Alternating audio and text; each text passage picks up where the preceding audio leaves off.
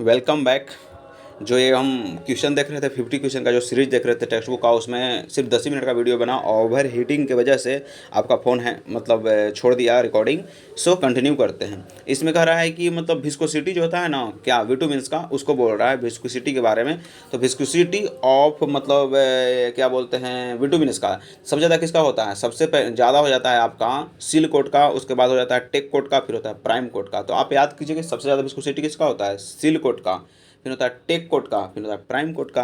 तो अगला क्वेश्चन ही आ गया कि आपका viscosity of the more viscosity of bituminous किसका होता है?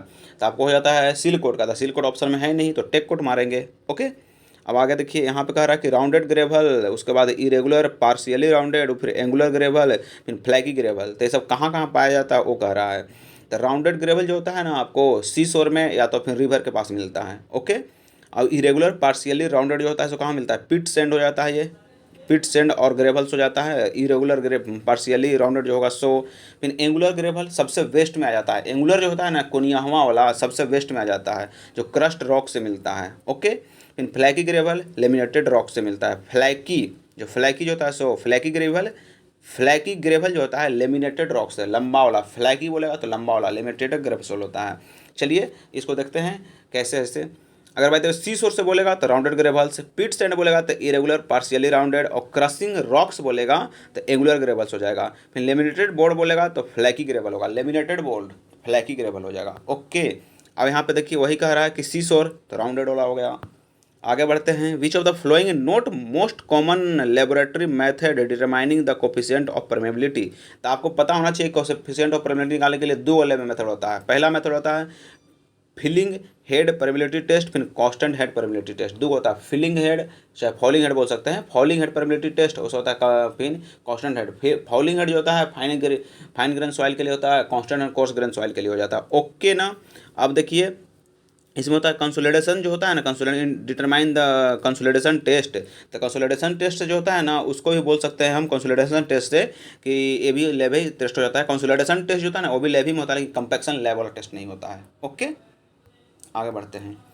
अब कह रहा है कि वाटर ऑब्जर्वेशन जो वृक होता है ना, जो वाटर ऑब्जर्व करता है, उसके लिए फार्मूला क्या होता है? तो W2 माइनस में W1 और बट्टा में W1, ये फार्मूला हो जाता है। W2 माइनस में W1 बट्टा में W1, ये फार्मूला हो जाता है वाटर ऑब्जर्वेशन का। अब यहाँ पे देखिए क्या बोलते हैं, मीन स्ट्रेंथ जानते हैं ना, वही मीन स्ट्रेंथ का फार्मूला होता है FCK plus 1.65 sigma. Mean strength में FCK जो होता है प्लस होता है, F जैसा ही प्लस होता है, तो FCK प्लस 1.65 सिग्मा। और सिग्मा जो होता है मीन स्ट्रेंथ होता है, FCK कैरेक्टरिस्टिक स्ट्रेंथ होता है। तो कैरेक्टरिस्टिक स्ट्रेंथ 5% ज़्यादा फॉल नहीं करना चाहिए, क्वेश्चन पूछा गया है।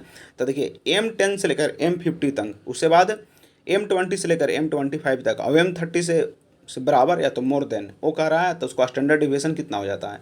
M10 से M50 तो कितना हो जाएगा? 3.5। M20 से M25 तो 4 हो जाएगा। M30 से अब तो 5 हो जाएगा। ओके, ये तो स्टैंडर्ड डिविएशन 3.5 4 5, 3.5 4 5 ये होता है। और ग्रेड में M10 से M15, फिर 20 से 25 और 30 से बराबर या 30 से मोर देन। तो स्टैंडर्ड लिमिटेड बोर्ड कितना होता है? स्टैंडर्ड लिमिटेड बोर्ड देखिए सिग्मा जैसे समझती हैं तो 3.5 से शुरू होगा, 3.5 4 फिर 5। ओके, अब देखिए select the correct assessment respect to the oval और इंजीनियरिंग सेप्ट सीवर। ओवल और इंजीनियरिंग सेप्ट सीवर, तो ओवल और इंजीनियरिंग सेप हो जाएगा। तो this are suitable for varying discharge. Oval और इंजीनियरिंग सेप्ट जो थी होता है, सीवर होता है, these are suitable for varying discharge को वेरी करने के लिए सुटेबल होता है ओवल और इंजीनियरिंग सेप्ट सीवर। ओके, अब देखिए यहाँ पे कह रहा है रोलर आई सेक्शन, जो रोल्ड आई सेक्शन हो जाता है, जो रोल्ड होता है, उसका जो एडवांटेज है उसके बारे में बता रहा है कि दीज हैव ग्रेटर लेटरल असेबिलिटी। रोल्ड आई सेक्शन जो होता है इसका बहुत ज़्यादा लेटरल असेबिलिटी होता है, स्टेबिलिटी होता है, फिर लार्ज मोमेंट ऑफ रेजिस्टेंस होता है, और हाई मोमेंट ऑफ इनर्शिया होता है, लेस क्रॉस सेक्शन एरिया हो जाता है। वो कह रहा है कि रोल्ड आई सेक्शन उसका पहला हाई हाई ग्रेटर लेटरल एब्सोल्यूटिलिटी। दे हैव ग्रेटर माने हाई मैंने बोले तो, या ग्रेटर बोले, लेटरल एब्सोल्यूटिलिटी होता है। और मोमेंट ऑफ इनर्शिया भी इसका ज़्यादा होता है, और उसका मोमेंट रेजिस्टेंस भी ज़्यादा होता है, और लेस क्रॉस सेक्शन। मोमेंट वाला दो होता है, मोमेंट ऑफ इनर्शिया ज़्यादा होता है और मोमेंट ऑफ रेजिस्टेंस भी ज़्यादा होता है, और लेस क्रॉस सेक्शन एरिया हो जाता है, और लेटरल एब्सोल्यूटिलिटी बहुत अच्छा होता है। ओके, ये होता है रोल्ड आई सेक्शन का कहानी। आगे बढ़ते हैं। The stage plate laying track construction includes placing the rail and sleepers. कहने का मतलब है कि प्लेट लेइंग, मतलब कहने का मतलब प्लेट लेइंग, जो कहीं भी रेल बनता है, रेल बिछता है, तो वही कह रहा है कि plate laying track construction includes, क्या क्या इंक्लूड रहता है, तो उसमें स्लीपर होगा और रेल होगा। तो placing the rail and sleeper, पहले प्लेसिंग करना है स्लीपर को, उसके बाद रेल बिछा देना है, वही कह रहा है प्लेट में करने के लिए कि ट्रैक कंस्ट्रक्शन करेंगे। ट्रैक बनता है ना रेलवे ट्रैक, उसमें तो laying the sleeper and rail placing. हाँ, which of the following not method noise abatement and control, इसमें से कौन जो है नॉइज को पोल्यूशन जो होता है उसको कंट्रोल करने के लिए नहीं है। तो देखिए, है उसको पहले जान लीजिए और नहीं वाला अलग हो जाएगा। तो प्रॉपर मेंटेनेंस ऑफ व्हीकल्स, हाँ व्हीकल को अच्छा से मेंटेनेंस कीजिएगा तो ज़्यादा हल्ला नहीं करेगा। फिर ई form enforcement of legal law and ordinance, कहने का मतलब कुछ नियम होता है रोड पे चलने का, उसको फॉलो करने के लिए बोल रहा है। फिर plantation of think and high vegetation along the road side and rails, कहने का मतलब रोड साइड के और रेल साइड के, मतलब आपको प्लांटेशन करने पड़ेगा, पेड़ पौधा लगाने पड़ेगा, उससे भी आपका नॉइज जो होता है ना, अब नॉइज जो हल्ला गुल्ला वो कम जाता है। तो कौन कौन, प्रॉपर मेंटेनेंस व्हीकल्स का, फिर जो रूल नियम होता है रोड पे चलने का उसको फॉलो कीजिए, और प्लांटेशन कीजिए आप कहाँ पे, तो वो रोड के किनारे, ठीक है ना, वो कह रहा है। और नहीं कह रहा है कौन, the half her chart planning cities, मैंने सिटी के नियम के लिए कुछ कह रहा है, वो नहीं होता है। आगे कंटिन्यू करते हैं, क्या है आगे, ये है कि the following reasons to installing the construction of concrete pipeline, कहने का मतलब है कि पाइपलाइन बनाते हैं तो उसमें क्यों हम स्टील प्रोवाइड करते हैं, वो कह रहा है। तो पहला रीजन ये है कि this produced the rigid member, या रिजिड मेंबर प्रोड्यूस करता है with minimum apparent deflection, this produced rigid member with minimum apparent deflection. हाँ, कहने का मतलब है कि अगर बाई द पाइप में आप स्टील प्रोवाइड कर देते हैं तो उसका डिफ्लेक्शन कम हो जाएगा। It provide tensile and compressive strength, या टेंसाइल और कंप्रेसिव स्ट्रेंथ प्रोवाइड करता है स्टील प्रोवाइड करने से। To enable compacted withstand inside and outside pressure, कहने का मतलब इनेबल आई मीन सहने लायक हो जाए स्टील प्रोवाइड करने से, आउटर प्रेशर को इनर प्रेशर को, अगर अंदर से प्रेशर बने उसको भी सह ले, बाहर से बने उसको भी सह ले, इसके लिए हम देते हैं स्टील पाइप में। इंक्रीज द ड्यूरेबिलिटी, यहाँ ड्यूरेबिलिटी बढ़ाने के लिए देते हैं। प्रोवाइड डक्टिलिटी, डक्टिलिटी के लिए भी ले देंगे। To make the sufficiently thought, इसके लिए देते हैं। आगे बढ़ते हैं। Due to which of the following reasons the reinforcement installed during the construction of concrete pipeline, देखिए, तो यही टू इनेबल द बिस्ट स्टैंड इनसाइड आउटसाइड प्रेशर, सह सके, इसके वजह से। The objective of lime soda softening process, क्या पर्पस है आपको लाइम सोडा को सॉफ्ट करने का, the remove the hardness, hardness को रिमूव करने के लिए फ्रॉम एन इंसुलेबल प्रिसिपिटेट, मतलब क्या जरूरी है कि आपको लाइम सोडा को सॉफ्टनिंग करना है, तो उसको में से रिमूव करने के लिए हार्डनेस, सॉफ्टनिंग करने के लिए क्या होता है जरूरी, क्योंकि उसमें हार्डनेस को रिमूव करना है। आगे बढ़ते हैं, इसमें स्टेटमेंट दो को दिया है और कह रहा है कौन सही है वो देख लीजिए। तो पहला और चौथा सही है। तो पहला में देखिए, if the direction of progress is contour, contour line के बारे में है। इस direction of the progress of contour clockwise and included angle measurement clockwise are interior angle, कहने का मतलब है if the direction of progress is contour clockwise, contour clockwise, the included angle measured clockwise are interior angle, concluded measure angle clockwise interior angle, ठीक है ना। अब चौथा आया, if the direction of the progressive clockwise the included angle measured clockwise are exterior angle, कहने का मतलब matter वही है, एगो में एक्सटीरियर एंगल बोल दे रहा है, एगो में इंटीरियर एंगल बोल दे रहा है, तो कंफर्म कीजिए the direction progressive is clockwise, ठीक है। Included angles measured clockwise are exterior angle, exterior angle को बोलेगा, एगो यही लैंग्वेज देके इंटीरियर एंगल बोल देगा, ओके।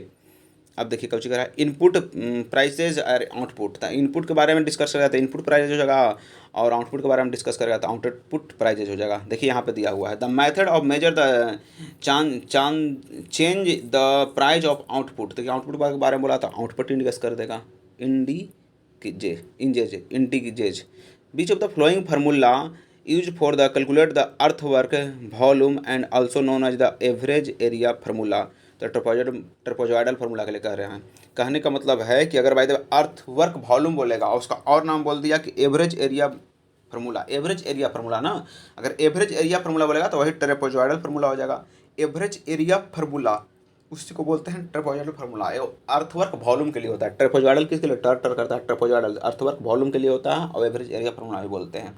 ठीक है, आगे देखते हैं ट्रेपेजॉइडल फार्मूला क्या होता है, और मैं इधर ट्रेपेजॉइडल फार्मूला क्या होता है, उसके बाद प्रिज्मोइडल फार्मूला क्या होता है। तो ट्रेपेजॉइडल फार्मूला हो जाता है आपका L/2 मल्टीपल A1+A2।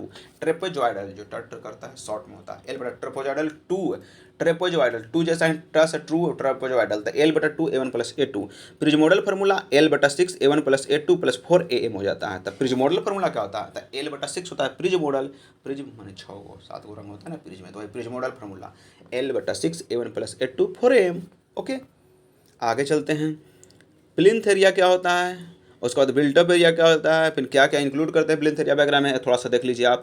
तो बिल्टअप एरिया, तो बिल्टअप एरिया में क्या क्या होता है, कारपेट एरिया हो जाता है। बिल्टअप एरिया में याद कीजिए पूछा जाता है क्या क्या होता है, तो बिल्टअप एरिया में कारपेट एरिया होता है, फिर एरिया ऑफ वॉल होता है, टेरिस एंड बालकोनी भी होता है। बालकोनी जो घर के अभी अपना जो रूम में लॉज में रह रहे हैं सामने जो है ना स्पेस घूमने घूमने के लिए, उसी को बोलते हैं हम बालकोनी। तो टेरिस एंड बालकोनी हो जाता है, फिर एक्सक्लूसिव कॉरिडोर हो जाता है। तब बिल्टअप एरिया में क्या क्या होगा याद कीजिए, कारपेट एरिया होगा, फिर एरिया ऑफ वॉल हो जाएगा, उसके बाद बालकोनी भी उसी में आ जाएगा, उसके बाद टेरिस भी, टेरिस में छत भी वही में आ जाएगा, और एक्सक्लूसिव कॉरिडोर भी आ जाएगा। ओके, अब देखिए included in plinth area, plinth area में क्या क्या ऐड करते हैं और फिर प्लिंथ एरिया में क्या क्या नहीं ऐड करते हैं वो देख लीजिए।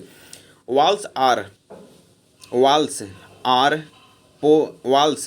एरिया, जो वॉल्स जो होता है ना, वॉल्स का जो एरिया होता है ना वो भी ऐड कर लेते हैं। जैसे प्लिंथ एरिया जान रहे हैं, ध्यान लगाइए कैसे होता है प्लिंथ एरिया। तो फिर हम वॉल्स एरिया को ऐड करते हैं, पोर्च को ऐड करते हैं, पोर्च जो होता है सो पोर्च को, इंटरनल शाफ्ट को, फिर डक्ट को, फिर लेफ्ट को, लिफ्ट को, फिर स्टेयर्स केस को, फिर रूम को, मशीन रूम को, ये सबको ऐड करते हैं। तो वॉल एरिया जो होता है उसको ऐड ही कर ले रहे हैं। पोर्च जो कंटिलीवर नहीं होगा उसको ऐड करेंगे पोर्च।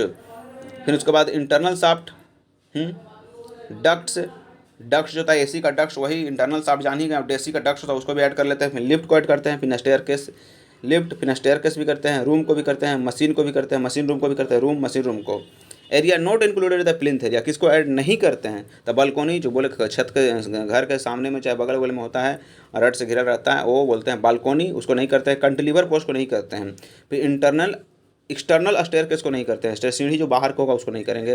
फिर टेरिस को नहीं करते, ये बात कंफर्म कीजिए कि टेरिस जो होता है ना, टेरिस उसको हम ऐड नहीं करते हैं प्लिंथ एरिया में। ओके, बिल्टअप एरिया में ऐड करते हैं लेकिन प्लिंथ एरिया में नहीं करते हैं। ओपन प्लेटफॉर्म इसको भी नहीं करते हैं। And architectural flexure like vent cornice को भी नहीं करते हैं। ओके, अब आगे बढ़ते हैं क्या क्या को करते हैं कैसे नहीं करते हैं। देखिए आगे ये है, carpet area which includes the inner walls and balcony structure floor is called, कहने का मतलब कारपेट एरिया को ऐड कर रहा है, which includes inner walls। Okay, inner walls and balcony, inner wall था कि वॉल सिर्फ था, देखें वॉल एरिया के लिखा हुआ है तो वही इनर वॉल कह दिया है। तो उसके बाद बालकोनी को भी ऐड कर लिया तो बिल्टअप एरिया हो जाएगा, क्या बालकोनी थोड़ा अलगे चाह हो गया ना, तो बालकोनी को ऐड कर दिया। तो एक्सक्लूडिव में बालकोनी को कहेगा, ऐसे बालकोनी को ऐड कर लिया है। तो बालकोनी ऐड तो किसी में होता ही नहीं है, इंक्लूडिंग कहेगा तो उसको मैं प्लिंथ एरिया में इंक्लूडिंग, तो बालकोनी ऐड ही नहीं होगा, एक्सक्लूडिव में होगा, इंक्लूडिंग कर रहा है तो इंक्लूडिंग सिर्फ और सिर्फ बिल्टअप एरिया में होगा। अब देखिए अब कह रहा है एक, देखिए सोचने वाला क्वेश्चन थोड़ा सा है। According to assumption made the limit state method LSM design the compression member को डिजाइन करना है। The maximum compression strain in the concrete under axial compression strain पूछेगा, और भी under the axial compression strain axial compression के हिसाब से तो 0.002 हो जाता है। कंप्रेशन स्ट्रेन क्या होता है, compression strain under the axial compression strain बोल रहे हैं, अंडर द एक्सियल कंप्रेशन कितना होता है 0.002 हो जाता है। ओके, अब कह रहा है ओवरऑल डेप्थ के लिए फॉर्मूला क्या होता है D+D'। तो D क्या होता है इफेक्टिव डेप्थ और फिर होता है इफेक्टिव कवर। हाँ, ओवरऑल डेप्थ कवर वो तो होगा करेगा ना, तो D+D' हो जाता है। आगे बढ़ते हैं, आपका आ गया टाइप्स ऑफ पेवमेंट, उसके बाद हैवी रेनफॉल के लिए और लाइट रेनफॉल के लिए। तो पहले होता है हैवी के लिए, तब होता है लाइट के लिए।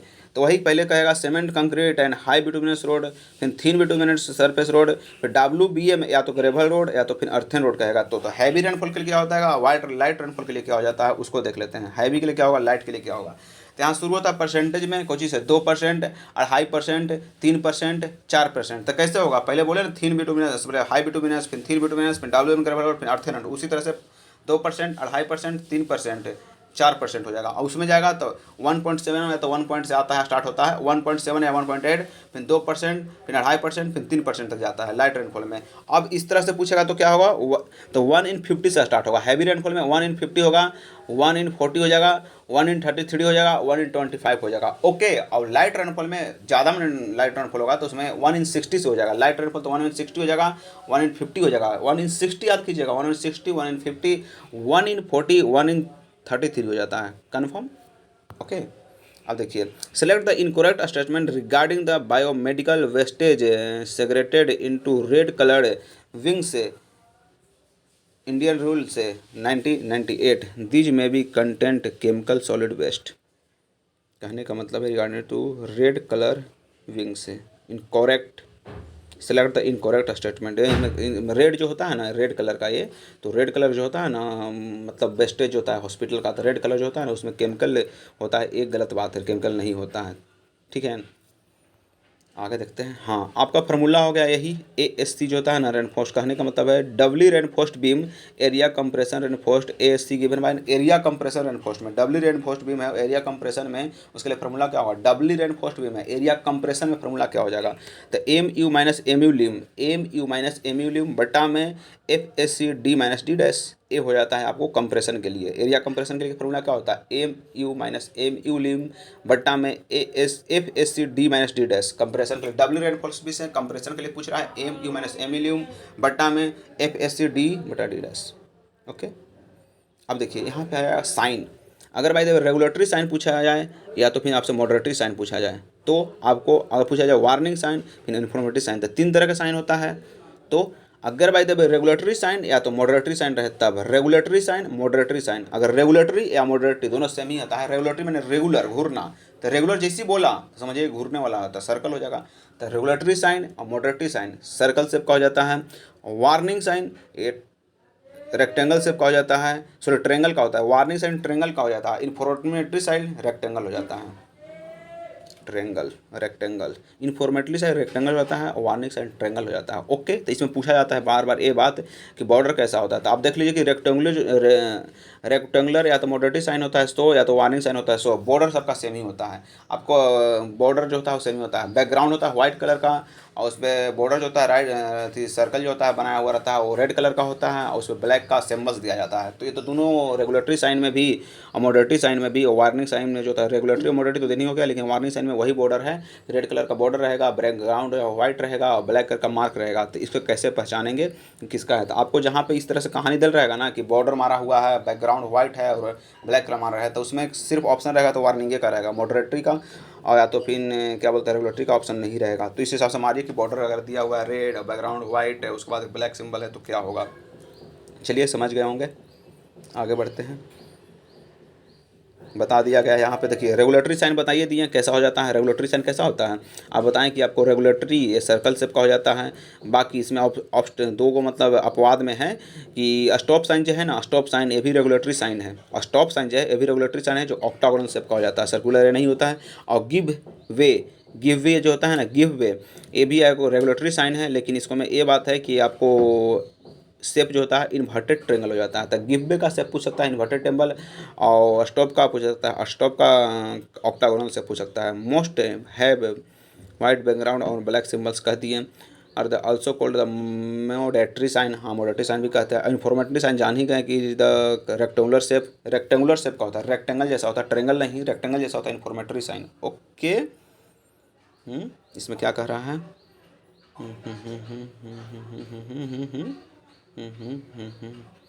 चलिए ठीक है आगे बढ़ते हैं।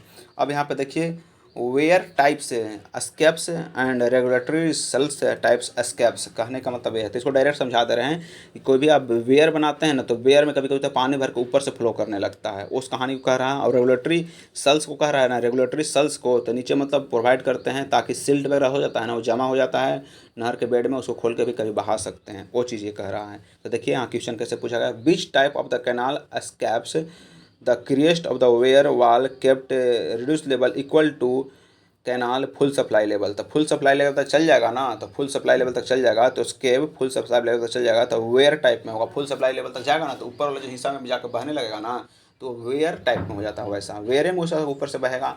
लेकिन यहाँ पे कह देगा रेगुलेटरी टाइप, सल्स टाइप जो कहेगा, अगर कहेंगे सल्स टाइप बोल देवे आपसे कि सल्स टाइप बोल रहा है, तो सल्स टाइप कहाँ जाता है, जब बेड की कहानी कहेगा कोई भी नहर का बेड का, तो सल्स टाइप हो जाएगा। वेयर टाइप ऊपर वाला कहानी कहेगा तो फुल सप्लाई लेवल तक कहेगा। तो अब देखिए approximate quantity method of super structure, क्या सुपर स्ट्रक्चर, सुपर जो होता है ना वो है सुपर स्ट्रक्चर, जो कहने का मतलब है घर में जो दीवार होता है ऊपर वाला सुपर स्ट्रक्चर बोलते हैं। तो उसको कैसे क्वांटिटी को मतलब ज्ञात करते हैं वो, द प्राइज पर रनिंग मीटर डिटरमाइंड, प्राइज होता है रनिंग मीटर में करते हैं, सुपर स्ट्रक्चर को प्राइज होता है रनिंग मीटर में डिटरमाइन करते हैं। Okay, the flowing which of the depth change the direction slow in half, अच्छा डायरेक्शन स्लो चेंज हो रहा है, डायरेक्शन भी चेंज हो रहा है, तब piezometric can be assumed the constant every cross section called gradually varied flow. कहने का मतलब है कि आपको कांस्टेंट नहीं है, चेंज हो रहा है, डायरेक्शन देखिए चेंज हो रहा है, तो डायरेक्शन जैसे ही चेंज बोला तो मारिए इनफॉर्म कुछ नहीं होगा, ग्रेजुअली वैरिड हो जाएगा, टर्बुलेंट भी नहीं होगा, हाइड्रोलिक पंप तो होगा ही नहीं, तो टर्बुलेंट फ्लो हो भी नहीं करेगा। आपको मतलब इनफॉर्म से नहीं होता, ग्रेजुअली वैरिड फ्लो क्यों मारे, क्योंकि डायरेक्शन चेंज हो रहा है। अब देखिए सेकेंड और थर्ड इसमें से सही है किसके हिसाब से, तब प्रीजर्वेशन ऑफ क्रीप रेलवे ट्रैक, अगर रेलवे ट्रैक में आ रहा है कुछ ही बोलते हैं क्रीप, तो उसको रोकने के लिए क्या क्या कर सकते हैं, तो पहला ऑप्शन और दूसरा और तीसरा सही इसमें था, using the anchorage below the rails, हाँ एंचरोएज का यूज करेंगे रेल्स के नीचे, आपको क्रीप को रोकना है रेल में तो एंचोरेंज को यूज करेंगे रेल के स्लीपर के नीचे, ठीक है। तीसरा यूज द स्टील स्लीपर्स, इसमें स्टील स्लीपर का यूज करेंगे, तो पहला एंचोरेंज को यूज कर लीजिए और स्टील स्लीपर को यूज कर लीजिए, आपका क्रीप रुक जाएगा रेल में। ओके ना, यही देखिए क्रीप है, इसका क्रीप का फॉर्मूला जानवे करते हैं कि longitudinal strain to the lateral strain, मैंने डिफाइन है the longitudinal moment to the lateral, क्या होता है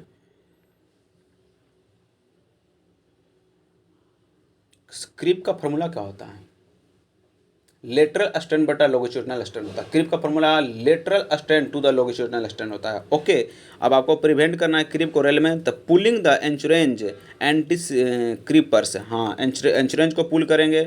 the number of sleeper rails length should be increase, number of sleeper को भी बढ़ाना पड़ेगा लेंथ के long, number of sleeper rails increase. फिर pulling back the rail original position, pulling back करेंगे। इस should be provide adequate ballast, ballast को adequate ballast and packing carefully, ballast को carefully, food grip good grip steel slippers, steel sleeper का use करेंगे, good grip steel sleeper का use करेंगे। Okay, यहाँ start आ गया, स्टर्ट जानते ही होंगे आप क्या होता है कैसे होता है स्टर्ट, फिर principal strut, column post extension और बूम, ये सब कंप्रेशन मेंबर है। स्टर्ट वही आपको जो बनाते हैं जहाँ पे बनता है डेयरी फार्म बनता है, तो उसमें देखिए पाइप में बना हुआ रहता है, पाइप को बोला स्टर्ट वो होता है कंप्रेशन मेंबर होता है, प्रिंसिपल स्टर्ट कंप्रेशन मेंबर होता है, कॉलम पोस्ट एक्सटेंशन, एक्सटेंशन जो स्टील में होता है उसको बोलते हैं एक्सटेंशन, तो एक्सटेंशन भी एक कंप्रेशन मेंबर ही है। और बूम, जो बूम होता है ना वो भी सी जैसा, कंप्रेशन में था सी, तो बूम सी कंप्रेशन मेंबर, उसमें बूम दो जीरो आ रहा है सी, बूम में सी, तो बूम जो होता है कंप्रेशन मेंबर होता है। और एक्सटेंशन जो होता है एक्सटेंशन जान रहे हैं, ये भी कंप्रेशन मेंबर होता है। देखिए इसमें एक्सप्लेनेशन देखिए, स्टार्ट उसी को बोलते हैं कंप्रेशन मेंबर हो जाता है। ओके, स्टार्ट देख लिए ना यहाँ पे फोटो में। आगे देखते हैं डिप्रेशन। अब इसमें कह रहा है किस तरह से फिगर दे, कह रहा है कि डिप्रेशन हो जाएगा, जैसे एन से 500-400 मीटर जैसे हो गया, इतनी में कह रहा है कंटूर में 200-200 दो जगह हो गया, फिर 300-400 बढ़ते गया, तो बीच में धंस गया, तो उसी को डिप्रेशन कह रहा है। किस तरह से कहानी रहेगा ना, दिल रहेगा ऐसे, तो इसे फिगर बना के डिप्रेशन कहा जा रहा है कंटूर में। आगे देख रहे हैं, हाँ अब कह रहा है कि ऑर्फिस मीटर में होता है ना, तो ऑर्फिस मीटर में का फार्मूला होता है, orifice meter chip device discharge measurement को करता है। तो कोफिशिएंट ऑफ डिस्चार्ज के लिए फार्मूला क्या होता है, ऑर्फिस मीटर में कोफिशिएंट ऑफ डिस्चार्ज के लिए फार्मूला क्या होता है, तो एक्चुअल डिस्चार्ज बट्टा में थियोरेटिकल डिस्चार्ज, यही फार्मूला होता है। एक्चुअल डिस्चार्ज बट्टा में थियोरेटिकल डिस्चार्ज, ये होता है कोफिशिएंट ऑफ डिस्चार्ज का फार्मूला ऑर्फिस मीटर में। ऑर्फिस मीटर जानते हैं ना, ऑर्फिस मीटर, तो उसका फार्मूला क्या होता है, एक्चुअल डिस्चार्ज बट्टा में थियोरेटिकल डिस्चार्ज। हाँ इसमें देखिए सुरक्षित आर्थिक निपटान के लिए बायोमेडिकल ठोस, बायोमेडिकल ज़्यादा क्वेश्चन पूछा है 2-3 सेट में, बायोमेडिकल ठोस कचरे प्रमुख पृथक्करण किसके आधार पर किया जाता है, खतरनाक और गैर खतरनाक के आधार पर। सुरक्षित आर्थिक निपटान के लिए बायोमेडिकल जो ठोस होता है वो कचरे को पृथक्करण करना या नष्ट करना किसके आधार पर होता है, खतरनाक और गैर खतरनाक के आधार पर किया जाता है। ओके, तो थैंक यू, आपका कंप्लीट होता है, लव यू।